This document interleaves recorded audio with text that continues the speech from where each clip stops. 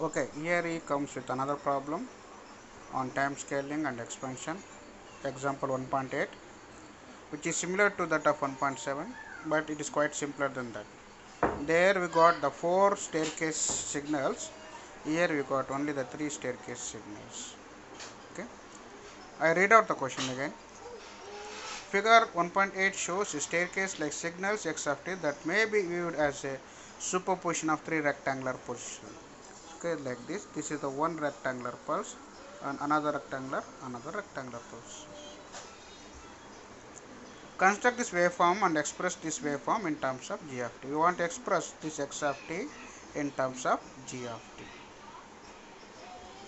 Okay, now I split this. The given x of t can be splitted as shown in the figure. The first, that is, the signal is from 0 to 3. Here I got 0 to 3. And the next signal is from 0 to 2. Sorry, 1 to 2, 1 to 3. I got from 1 to 3. And the third signal is from 2 to 3. We got a 2 to 3. Okay, I have splitted this my x of t into 3 different signals, and the superposition of all these g1 of t, g2, g2 of t, g3 of t will get the original signal x of t. To generate the equation g1 of t from g of t, we will consider the equation saying g1 of t is equal to g of et minus b, where a is the scaling factor and b is the shifting factor. Okay. Okay, now we'll find that. Comparing g1 of t. Now we'll take g1 of t and g of t. We'll compare these two signals. The width of g of t is 2, whereas the width of g1 of t is 3. Means g1 of t is expanded version of g of t. By what factor? Okay, by what factor we have to calculate?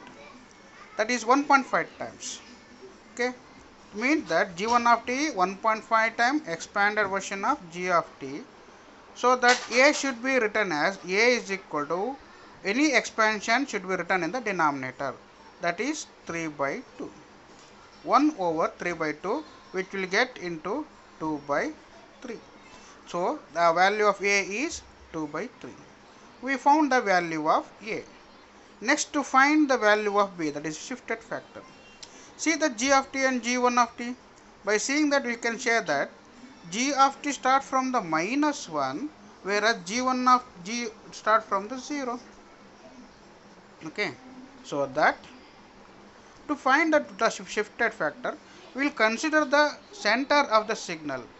The center of the signal or midpoint of the signal, g of t is 0, whereas this is 1.5. g1 of t is 1.5. We have one equation saying that a into midpoint of g1 of t, whatever the signal we have to find that, minus b is equal to 0. Okay, okay. 0 in midpoint into midpoint of g of t. You go through this equation. Okay.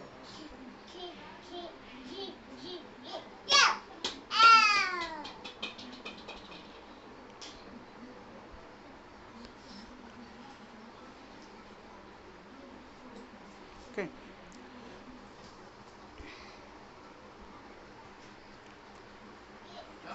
Okay. Then that a into, since 0, the midpoint of g of t is 0, so anything multiplied by 0 is going to be 0. A into 3 by 2 minus b, this value will going to get the b is equal to 1. So g1 of, substituting the value of a and b, we get g1 of t is equal to g of 2 by 3t minus 1. Similarly, to generate g2 of t by g of t, same thing. Okay.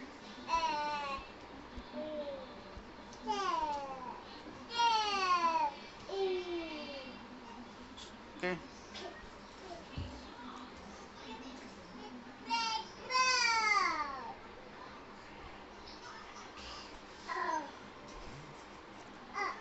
Okay. The see that by g1, comparing g1 of t and g2 of t, the width is same. That is also 2 unit. G2 of t is also 2 unit. With this, it indicates that there is no expansion, neither expansion nor the compression. So that the A is equal to 1. If A is less than 1, we call the signal.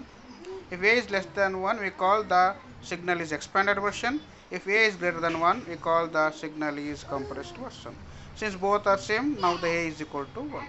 Now to find the value shifted version, we'll consider the midpoint of g of t is 0, whereas the midpoint of g2 of t is 2. By substituting that formula, so whatever the substituted here, okay, we get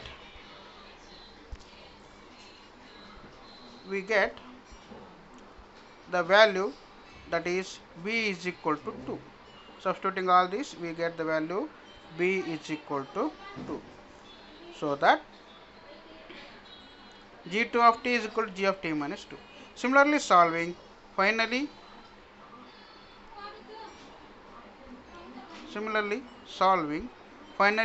we get the original signal as shown here.